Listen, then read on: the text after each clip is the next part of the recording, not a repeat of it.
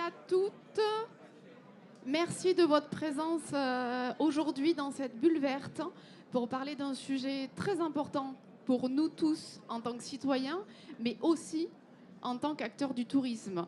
Je m'appelle Camille Rive, je suis la directrice des investissements tourisme, loisirs, culture à la Banque des Territoires. Et j'ai l'honneur aujourd'hui d'animer cet atelier et je remercie sincèrement BPI France de cet honneur. Merci Delphine. On n'a pas de slide, un petit problème technique sur qui on est et nos formidables intervenants, donc je vais bien sûr les présenter. Un petit point logistique, on a 30 minutes pour parler de cette thématique, ce qui est assez court. Parce qu'on pourrait en parler des heures. Donc on a essayé de construire un atelier très opérationnel avec des actions concrètes et on aura 5 à 10 minutes pour aussi prendre des questions de la salle.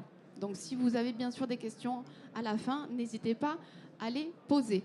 Donc on se retrouve aujourd'hui avec nos 3 intervenants. Sandrine Glaise qui est directrice RSE du groupe Caliceo. Hubert Vandeville qui est le fondateur du cabinet Butterfly Tourisme. Et Emmanuel Petit, qui est le président fondateur du groupe hôtelier Éclos. Merci à vous pour vos interventions et votre participation à cet atelier. Ma première question va être pour toi, Hubert. Pour resituer aussi de quoi on parle et quel est le contexte de l'eau, quels sont les enjeux aujourd'hui sur l'eau pour la filière et les acteurs du tourisme? Donc, bonjour à toutes et à tous. Donc, je suis le fondateur de Betterfly. Juste un tout petit mot, on est une société de conseil, formation et éditeur de logiciels sur la mesure de l'empreinte environnementale et notamment les sujets de l'eau. Et on accompagne à peu près 1000 entreprises en France sur ces sujets. Alors du coup, en effet, on est très souvent sollicité sur les sujets de l'eau et le secteur du tourisme a 2 particularités. D'une part, c'est qu'on est un secteur, sur le sujet de l'eau, on est en manque de disponibilité d'eau. Si on prend un peu de hauteur, il faut savoir qu'il y a eu un rapport du GIEC sur l'eau et les océans qui a montré que la France était le 17e pays le plus vulnérable en termes de stress hydrique au monde.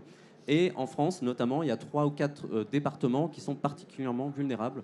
La Vendée, le Var, les Pyrénées-Orientales et, de manière générale, le pourtour méditerranéen. Il s'avère que c'est des territoires qui sont très touristiques également. Et donc, le fait d'avoir un manque de disponibilité en phase avec des secteurs touristiques qui consomment de l'eau l'été peut amener des conflits d'usage. Et donc là, lorsqu'on veut lancer un nouveau gros projet touristique, on va se retrouver dans une logique de répartition de ressources et de conflits d'usage.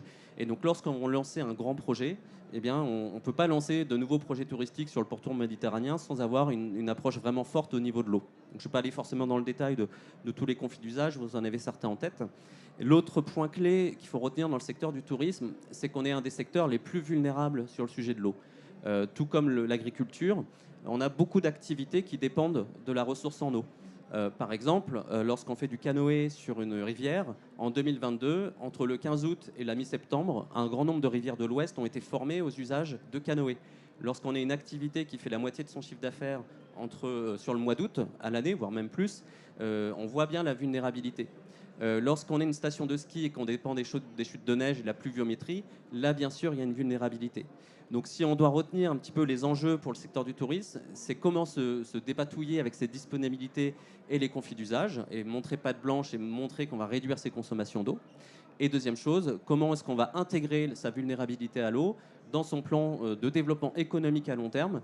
Parce qu'en effet, si on est un camping et on nous dit, si ça se trouve dans 3 ans, on va vous demander de fermer la piscine parce qu'on va manquer d'eau dans les Pyrénées-Orientales, bien sûr, ça pose des questions. Si mon camping n'a pas de piscine l'été, peut-être que mes clients vont pas rester en Pyrénées-Orientales, mais vont partir plus au nord. Merci Hubert. Donc, face à ces 2 enjeux de vulnérabilité et de disponibilité, les acteurs ont quand même pris conscience de ces sujets. Est-ce que tu as des actions en tête que vous avez accompagnées ou identifiées qui pourraient permettre aux acteurs qui nous écoutent de s'y mettre? Alors, comme les enjeux sont très forts, les acteurs commencent à s'organiser, et notamment les plus vulnérables. J'ai cité les campings, donc les fédérations d'hôtellerie de plein air s'organisent particulièrement dans les départements que j'ai cités, qui étaient cités à risque par le GIEC. Et notamment, on accompagne la Vendée dans un plan de réduction de ressources en eau, de consommation d'eau, avec 30 campings d'un coup. Et en fait, on les accompagne avec des diagnostics dans lesquels on va leur proposer des plans d'investissement Je reviendrai un peu sur les étapes, mais ces plans d'investissement, on va les accompagner également dans leur financement des investissements. Et donc pour les établissements qui s'engagent, en fait, c'est à la fois ils gagnent du temps dans la priorisation de leurs actions, parce qu'il va y avoir un consultant expert qui va vraiment faire des mesures de débit, comprendre le fonctionnement des piscines, des réseaux d'eau, mesurer les fuites. Et donc, on va se rendre compte des priorités. Et lorsqu'il y a des actions derrière à mettre en œuvre des investissements, il y a un accompagnement pour les financements, particulièrement avec l'agence de l'eau derrière qui peut prendre le relais. Donc ça, c'est un exemple. Un autre exemple, c'est également justement tous les financements qui sont mis en œuvre. Il y a Atout France qui a lancé un appel à manifestation d'intérêt pour réduire les consommations d'eau ces dernières semaines. Il y a les agences de l'eau qui peuvent financer. Donc il y a beaucoup de leviers qui permettent d'investir pour des solutions de sobriété notamment. Et un autre exemple, c'est il y a de plus en plus d'innovations sur le sujet de l'eau qui sont sorties depuis 4-5 ans.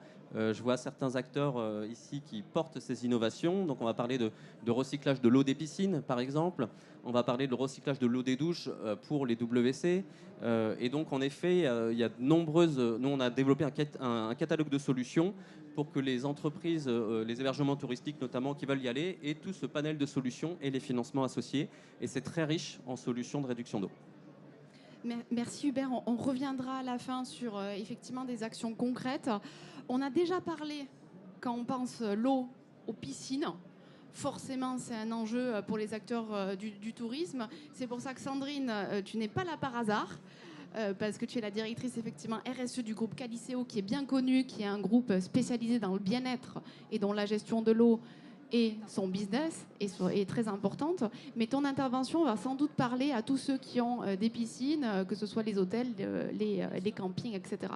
Est-ce que tu peux, bien sûr, te présenter Caliceo et indiquer comment vous alliez enjeux économiques et enjeux de sobriété chez Caliceo?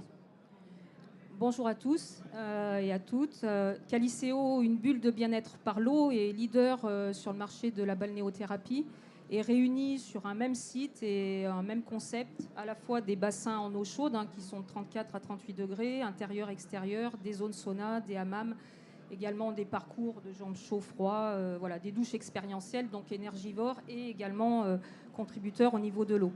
Caliceo, c'est aujourd'hui 9 établissements ouverts en France, 6 centres historiques construits entre 2002 et 2014, et ça a son importance parce qu'entre-temps, les solutions techniques ont évolué. Et puis 3 nouveaux centres, région parisienne, qui sont ouverts depuis septembre 2023. On a également 3 centres en construction et des développements prévus en France et à l'international. Donc pour la gestion de l'eau est effectivement un des défis majeurs pour tous les établissements aquatiques et pas que nous. Donc le plan eau d'ailleurs du 30 mars 2023 nous demande et fait en sorte qu'on ait des réductions d'eau de 10% d'ici 2030 dans l'ensemble des usages de l'établissement. Et la mise en place de notre politique de gestion de l'eau à Caliceo est inhérente à 4 grands principes. Le premier, qui est la bonne connaissance de nos usages sur chacun de nos établissements, qui peuvent être différents. Et le deuxième, c'est le suivi très précis et régulier de l'ensemble de nos consommations, donc à la fois de l'eau, mais également du gaz et de l'électricité. On implique bien sûr nos collaborateurs et nos partenaires sur les bonnes pratiques à appliquer dans nos centres et à être réactifs sur tous les plans d'action qui sont à mener quand il y a des dérives. Dès le début de l'année 2019, Caliceo a déployé des efforts et des investissements pour limiter son impact sur l'environnement.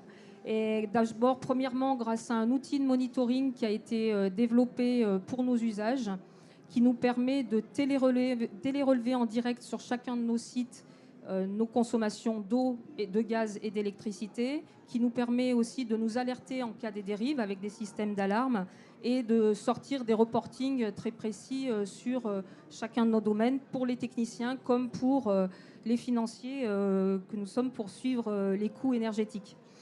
Ce dispositif, les investissements ont été aussi conséquents et continuent de l'être sur l'ensemble des sujets de chauffage. Par exemple, on travaille et on développe de la géothermie sur des établissements quand on a la possibilité de le faire. On va également travailler avec des data centers, des mini-data centers qu'on va intégrer dans nos établissements pour chauffer l'eau. Il y a des actions qui sont menées sur nos centres historiques de remplacement des moteurs électriques pour diminuer la consommation avec les variateurs, de calorifugés des locaux qui ne l'était pas à l'époque et qu'il est nécessaire maintenant de faire. Et concernant plus spécifiquement l'eau, puisque c'est le sujet qui nous intéresse aujourd'hui, les centres ont été équipés de déchloraminateurs sur l'ensemble de nos bassins intérieurs. On a mis en place un dispositif Axone qui récupère l'eau rejetée des bassins pour nettoyer les filtres à sable, mais également pour préchauffer l'eau de ville qui arrive et dont on a besoin. Donc ce dispositif, il s'optimise en fonction de la fréquentation de nos équipements et aussi en fonction de la qualité de notre eau. Donc il va s'ajuster pour consommer juste ce dont on a besoin pour être performant. Qualiceo affiche aujourd'hui une consommation de 38 litres par baigneur en moyenne sur l'ensemble de ces établissements ouverts, ce qui est un résultat qui est lié à tous les investissements et aux méthodes qui ont été mises en place. Ça représente depuis 2011 57% d'économie de consommation d'eau, soit 16 000 m3 pour un centre par an, ce qui est très important. Ça a une incidence sur la chaleur de l'eau, puisque ça a permis de réduire de 28% notre consommation de gaz sur ces équipements. Pour vous donner un petit peu une idée, un centre aquatique qui ne serait pas équipé de solutions et qui ne suit pas ces énergies est plutôt autour de 150 litres par baigneur aujourd'hui. Nous travaillons donc sur nos centres de nouvelle génération qu'on vient récemment d'ouvrir. Toutes ces solutions ont été intégrées et on va un petit peu plus loin parce qu'on essaye de valoriser l'eau. Donc on récupère par exemple l'eau des douches expérientielles pour les toilettes et on travaille avec les instances réglementaires qui sont les ARS mais aussi l'AFNOR sur les normes pour faire évoluer la réglementation. Parce qu'aujourd'hui, on aimerait pouvoir donner en extérieur l'eau que l'on n'utilise pas, nous, pour nos propres usages. Et l'arrêté du 14 juillet 2024 ne nous permet pas aujourd'hui de le faire. Donc on est contraint par cette réglementation. Donc il y a également ce travail qui est mené. Et puis on travaille aussi sur des solutions innovantes pour couvrir nos bassins extérieurs qui sont chauffés à 34 degrés, sur lesquels on n'a pas de solution de bâche classique. Donc on recherche avec des systèmes de balles et autres, donc on travaille sur ces pistes-là.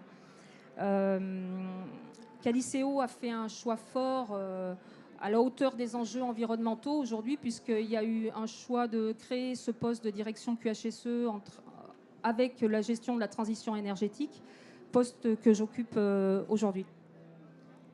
Merci beaucoup Sandrine, je crois que c'était un témoignage assez complet et dense où on mesure tout l'effort qui doit être accompli à la fois en termes de pilotage des consommations, d'investissement, mais ce que je retiens aussi c'est que ça s'incarne dans l'organisation et que finalement tous ces enjeux-là après contribuent à une feuille de route très claire pour Qualiceo. Merci beaucoup. Merci.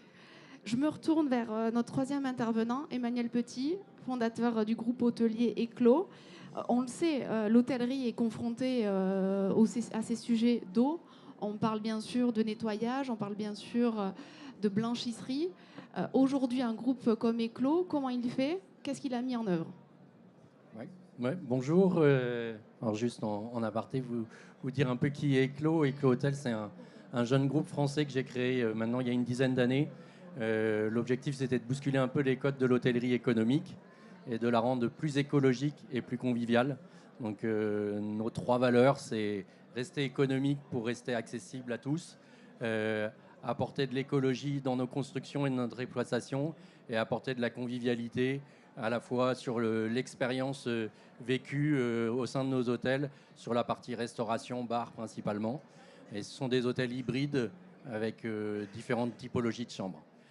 Aujourd'hui, on a 11 hôtels en France, 1400 chambres, et on a un objectif à 5 ans d'avoir une vingtaine d'hôtels sur le territoire national. Alors pour en revenir sur notre sujet, dans le cadre de l'affichage environnemental qui est réalisé par Betterfly, tous nos hôtels ont été audités sur notre consommation en eau. La moyenne chez Eclos, elle est de 92 litres par minute de consommation pour une nuitée. Sachant que la moyenne de tous les hôtels qui ont été audités, aujourd'hui, c'est plutôt 153 litres par nuitée. Parmi nos objectifs RSE, la gestion de l'eau est une préoccupation majeure et essentielle. Nous devons aller vers plus de sobriété et pour aller vers un tourisme plus durable. C'est notre objectif. Et parmi notre feuille de route, objectif 2030, nous nous sommes engagés à faire baisser cette consommation d'eau à 70 litres par nuitée. Alors, les actions concrètes, en fait, il y a un principe de base dans tous nos hôtels, c'est déjà, il n'y a pas de baignoire, il n'y a pas de douche avec des ciels de pluie qui sont fortement consommateurs d'eau. Et après, tous nos hôtels sont équipés de mousseurs sur les douches et sur tous les robinets, ce qui permet de faire baisser la consommation moyenne à 8 litres par minute au lieu de 17 litres par minute en moyenne. Donc ça, c'est essentiel. Il est aussi important dans un hôtel d'être à l'affût de la moindre fuite d'eau. Et c'est fortement aujourd'hui une grosse consommation des hôtels, c'est toutes les petites fuites que vous pouvez avoir. Et aujourd'hui, on a mis en place des compteurs connectés avec un système de suivi qui s'appelle Alerteo et qui permet de suivre au quotidien nos consommations d'eau et de repérer les fuites et d'avoir une gestion raisonnée de notre consommation d'eau. Pour tout ce qui est consommation indirecte, on a pris par exemple pour la blanchisserie, tu parlais de la blanchisserie, on a été dans le principe on a décidé de ne pas changer les draps et les serviettes pour tous ces jours inférieurs à 4 jours. Et ça, c'est un parti pris et qui est fortement, qui fait baisser fortement la consommation d'eau. On a aussi créé en interne un comité de construction durable qui est piloté par notre directeur technique pour chercher toutes les innovations possibles pour essayer de baisser notre consommation d'eau. Et parmi les innovations que nous allons mettre en place sur un de nos futurs hôtels, on va récupérer les eaux grises, donc toutes les eaux des douches et des robinets, pour les renvoyer dans les toilettes. Et ça va être vraiment une innovation qui va nous permettre de diminuer notre consommation d'eau en général. Merci beaucoup Emmanuel pour ces actions très concrètes mises en place chez Eclos. Hubert, dans la salle, j'imagine, tout le monde a pris conscience de ce sujet-là parce que sinon on ne serait pas là. Mais parfois, on est un peu perdu de comment on passe à l'action. On le voyait, les réglementations changent, évoluent, vont pas forcément dans des choses très pratiques. Donc, quel conseil vous donneriez aux acteurs du tourisme qui sont dans la salle pour avancer? Alors, le premier conseil, c'est déjà de mesurer, de faire des ratios pour savoir si on est complètement dans les choux ou si on est plutôt bon. Et le ratio qu'on a dans les hébergements touristiques, on le ramène à une nuitée, une personne. Donc classiquement, dans un camping, on est en moyenne à 170 litres par nuitée.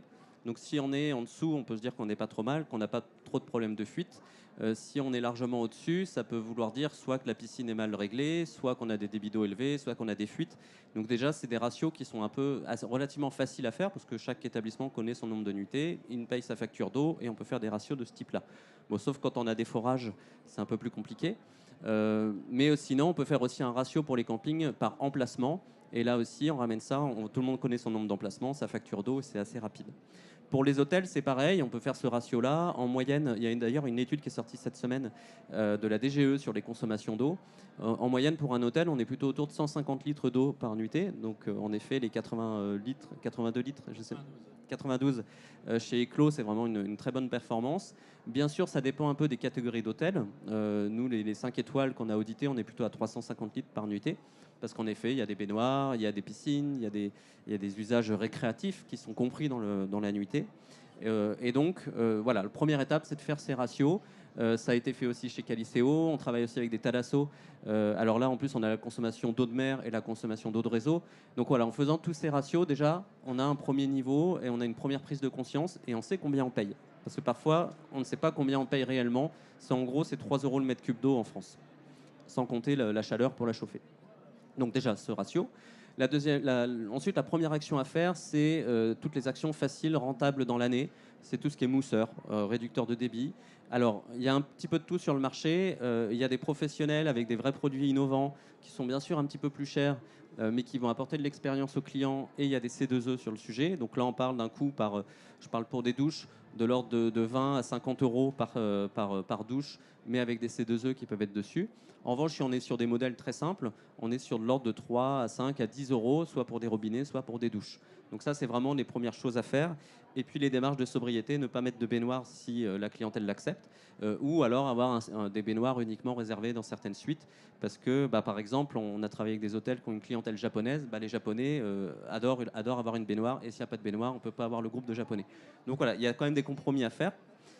Et donc voilà, le deuxième étape, ça peut être après les actions de sobriété, des actions de plus gros investissements. Je suis toujours dans la sobriété.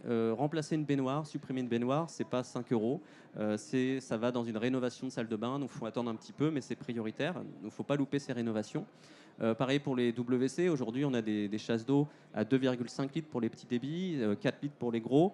Donc il faut vraiment partir sur ces modèles, voire sanitaire commun, partir sur des usages des urinoirs secs. On a même des urinoirs secs pour femmes qui commencent à sortir, notamment dans les sites d'activités nautiques ou les sites, je parlais de canoë tout à l'heure, il y a des bases nautiques qui ont testé, qui ont expérimenté. Et en plus, alors bien sûr, il y a toujours les toilettes classiques, mais du coup, ça fait une expérience amusante, un souvenir supplémentaire. On va tester les urinoirs secs. Donc, petite parenthèse. Et après, en effet, il y a des investissements beaucoup plus lourds qui sont le recyclage de l'eau des douches pour les WC, le recyclage de l'eau des piscines. Mais en fait, il faut le faire en dernier, cet investissement-là, ou à partir du moment où vous avez mis en place votre plan de sobriété. Je donne un exemple. Si on doit recycler 10 000 m3 d'eau pour les douches, pour les WC, on va dimensionner son investissement pour 10 000 m3 à l'année. Si on a déjà mis un plan de sobriété, on a enlevé les baignoires, on a mis un plan de sobriété sur les douches, ça ne va pas être 10 000 m3, mais 5 000 m3 à recycler. Et du coup, on va devoir investir 2 fois moins. Et bien penser aussi, lorsqu'on va investir, lever la main et aller voir la BPI, aller voir les agences de l'eau, aller voir l'ADEME et voir qu'est-ce qu'on peut avoir comme solution. Dès que ça va toucher à l'énergie, dès qu'il y a de l'eau chaude, l'ADEME va être partenaire. Dès que ça va toucher à l'eau, c'est plutôt l'agence de l'eau.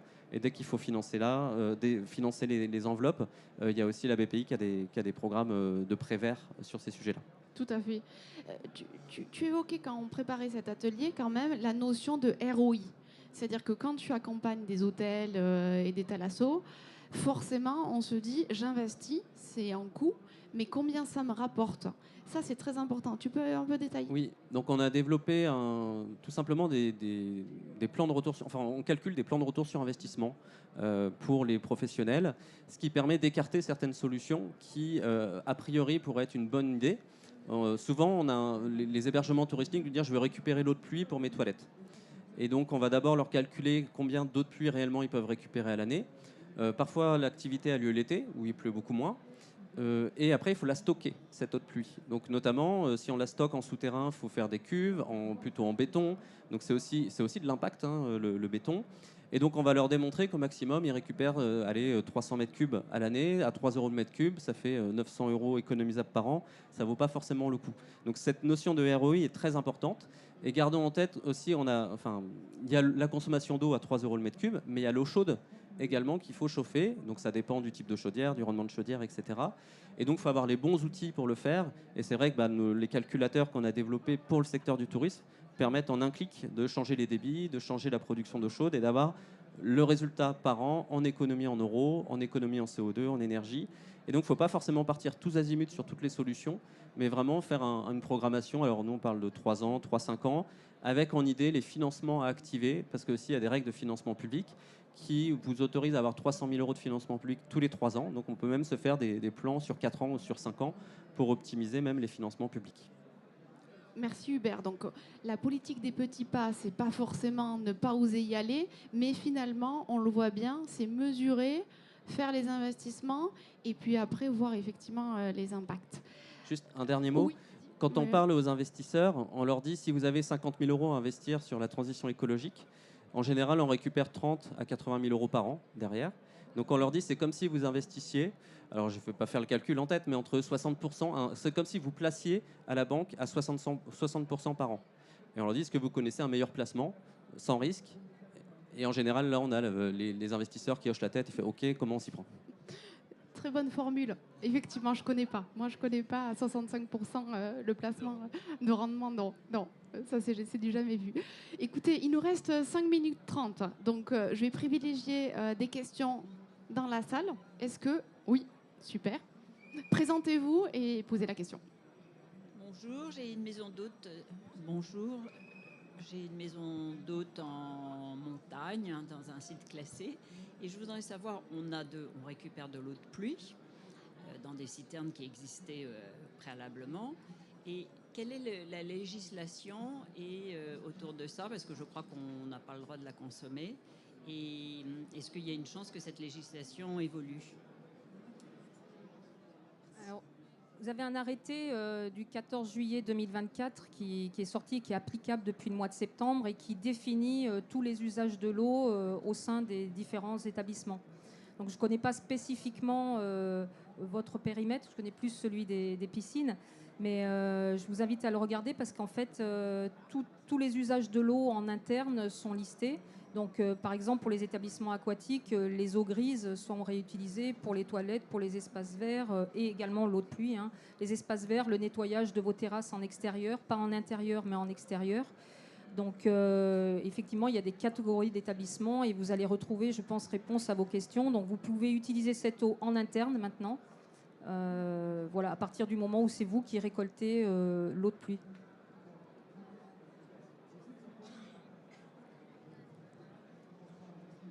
Bonjour, Constance Dégaillé de la Caisse des dépôts. J'ai bien compris le retour sur investissement et le discours que vous devez porter auprès des investisseurs, que même la Caisse peut être. Idem, j'aimerais bien avoir les petites méthodes que vous avez pour sensibiliser les clients qui aujourd'hui doivent consommer différemment. Et idem, comment vous le faites en interne, parce que j'ai compris qu'il y avait de la formation, également il y a des profils. Voilà, quelles actions vous avez menées? Merci. En ce qui concerne Eclos, en fait, il y a plusieurs personnes à sensibiliser. Il y a effectivement nos clients, il y a nos salariés et il y a nos fournisseurs. Donc, c'est les 3 triptyques sur lesquels on travaille aujourd'hui. Et sur la sensibilisation de nos clients, on fait de la formation permanente aux éco-gestes et on leur explique nos formations de nos salariés, pardon.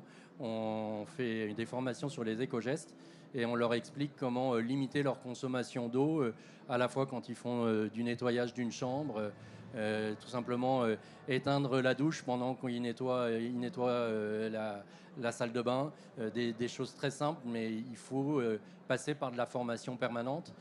Et pour nos clients, on fait pas mal de nudge marketing, donc on essaye de les sensibiliser, mais avec du ludique principalement. Et on a mis comme type d'exemple un QR code dans les salles de bain. Ils peuvent scanner et ça met une chanson. Et pendant, on leur met comme challenge de finir leur douche avant la fin de la chanson. Voilà, c'est pour les sensibiliser à la consommation d'eau. Donc c'est plein de petites choses comme ça. Et nos fournisseurs, on essaye de les sensibiliser systématiquement.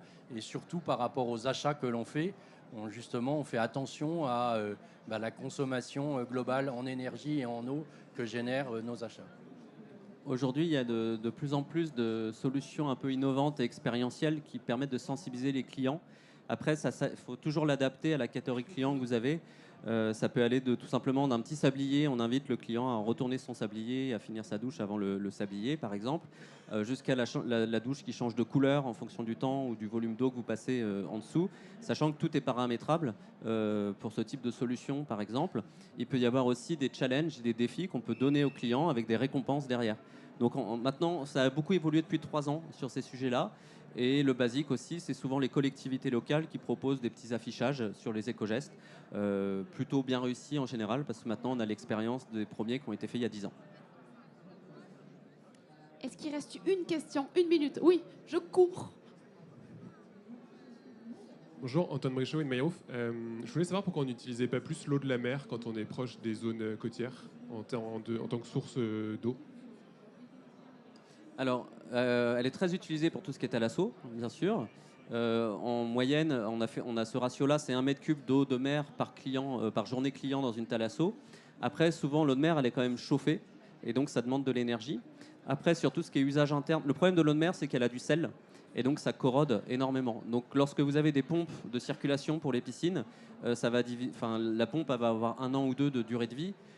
Donc c'est pour ça aussi qu'il y a des problématiques liées au sel qui fait qu'on va se passer de l'eau de mer. On va pas pouvoir l'utiliser pour des questions de coût, de matériel, en gardant en tête aussi que l'impact pour fabriquer des équipements électroniques ou de métal, c'est aussi un gros impact environnemental. Donc voilà, toujours des choix à faire à ce niveau-là. En revanche, pour tout ce qui est géothermie, c'est très intéressant.